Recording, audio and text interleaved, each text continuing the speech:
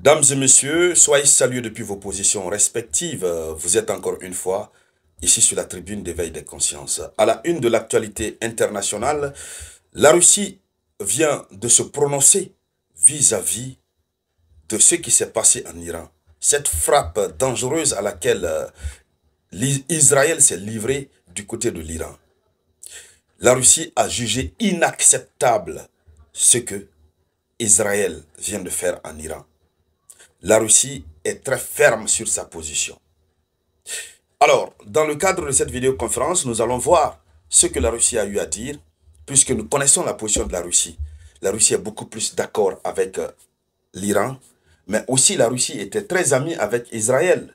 Il faut comprendre ce danger, ce contexte. La Russie était très d'accord avec Israël. La Russie ne veut pas gâcher ses belles relations aussi avec Israël, mais la Russie veut être pour la vérité et le respect de la souveraineté de chaque État. Alors, avant de poursuivre la vidéoconférence, je vous demande de la partager au maximum. Partagez-la dans tous les groupes possibles. Mettez beaucoup de j'aime, beaucoup de likes. N'oubliez toujours pas de laisser un avis, un commentaire. Selon l'information officielle, voici la déclaration du ministère russe des Affaires étrangères. Premièrement, la Russie condamne fermement l'usage de la force par Israël contre l'Iran. La Russie condamne.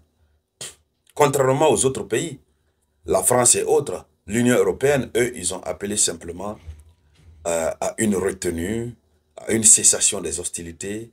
Ils ont appelé toutes les parties à se retenir vis-à-vis des mesures de représailles. Et lorsqu'ils le disent, ils s'adressent à l'Iran. C'est comme pour dire à l'Iran, ne réponds pas à ce que Israël vient de te faire. Or, Israël, selon les informations, va continuer à frapper pendant plusieurs jours l'Iran. Alors, le premier élément, c'est que la Russie condamne fermement l'usage de la force par Israël contre l'Iran et qualifiant cet usage de la force de violation flagrante de la Charte des Nations Unies. La Russie dit que Israël vient de violer flagramment la Charte des Nations Unies. Ce qui veut dire que quelle que soit l'amitié entre Israël et la Russie n'accepterait pas que un pays au monde viole la Charte des Nations Unies. C'est ça la règle d'or. Le deuxième élément de la déclaration de la Russie, Moscou maintient qu'il n'existe pas de solution militaire à la situation entourant le programme nucléaire iranien. Donc, la Russie aussi, elle est pour une solution diplomatique. Alors, le troisième point, la Russie dit ceci, les frappes non provoquées contre une nation souveraine, ses citoyens, ses villes et ses infrastructures nucléaires sont jugées inacceptables. La Russie dit que les frappes non provoquées contre une nation souveraine. Ce qui veut dire que la Russie affirme déjà que l'Iran n'a pas provoqué cette frappe. Si au moins c'est l'Iran qui avait provoqué, pour qu'on puisse parler de représailles, on pouvait comprendre. Mais en tant que nation souveraine, l'Iran a reçu des frappes sur son territoire souverain, sur ses villes, sur ses infrastructures nucléaires. La Russie dit que cela est jugé inacceptable. On ne peut pas l'accepter. Déjà, la Russie dit que c'est une violation de la Charte des Nations Unies. Le quatrième point, la Russie dit que Israël a délibérément choisi l'escalade. Donc la Russie accuse Israël d'avoir eu à choisir délibérément l'escalade. Israël veut l'escalade. Donc, Israël a délibérément choisi l'escalade, augmentant les tensions et risquant un conflit régional plus large. Alors la Russie accuse Israël de vouloir transmettre le germe de conflit régional au Moyen et Proche-Orient. Alors la Russie continue. Ça c'était le cinquième point, le quatrième point, le cinquième point. La Russie dit que cette attaque a sapé et fait reculer les efforts internationaux visant à résoudre diplomatiquement la question du nucléaire iranien. Donc, la Russie dit que cette frappe a remis en cause tous les efforts. Et l'Iran n'avait pas manqué de le dire, qu'à cause de cette frappe, l'Iran qui ne voulait pas, qui voulait un peu ralentir le développement de son programme nucléaire, l'Iran se voit dans l'obligation d'accélérer et de continuer. Que c'est à cause même de cette frappe que l'Iran va développer son programme nucléaire. Donc, au 6e point, la Russie dit que l'entière responsabilité des conséquences de cette provocation incombe aux dirigeants israéliens. C'est une mise en garde. C'est un avertissement. L'entière responsabilité des conséquences de cette provocation incombe aux dirigeants israéliens. Donc, tout ce qui va en découler comme conséquence, Israël en serait responsable. La Russie prend le temps de dire clairement les choses. Ce n'est pas comme les Européens qui parlent de façon floutée. Ce n'est pas comme les Européens qui refusent de s'assumer.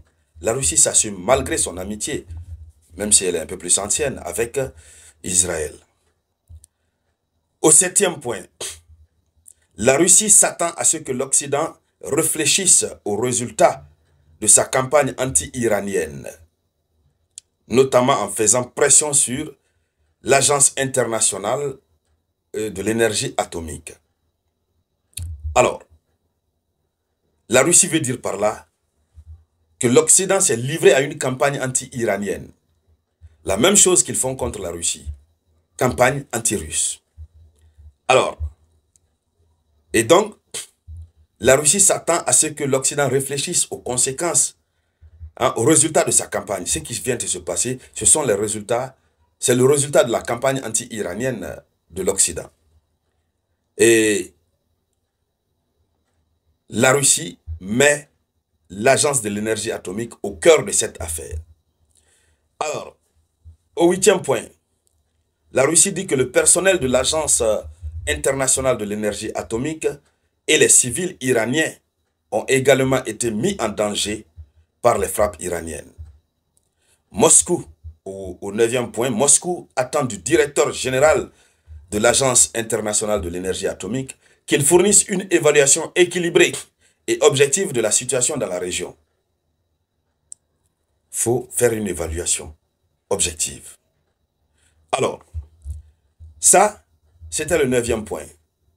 Au 10e point, la Russie appelle Israël et Iran à faire preuve de retenue pour empêcher une nouvelle escalade et éviter un glissement vers une guerre à grande échelle.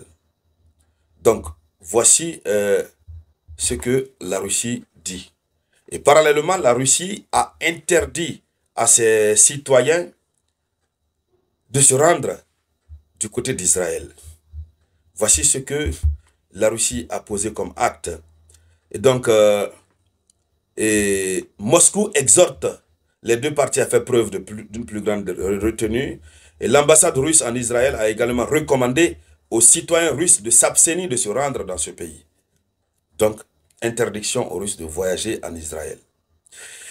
Voilà, mesdames, mesdemoiselles et messieurs, la réaction à chaud de la Russie. Merci de la partager au maximum. Je vous reviens tout à l'heure avec de nouvelles actualités. C'était la voix de votre unique samouraï.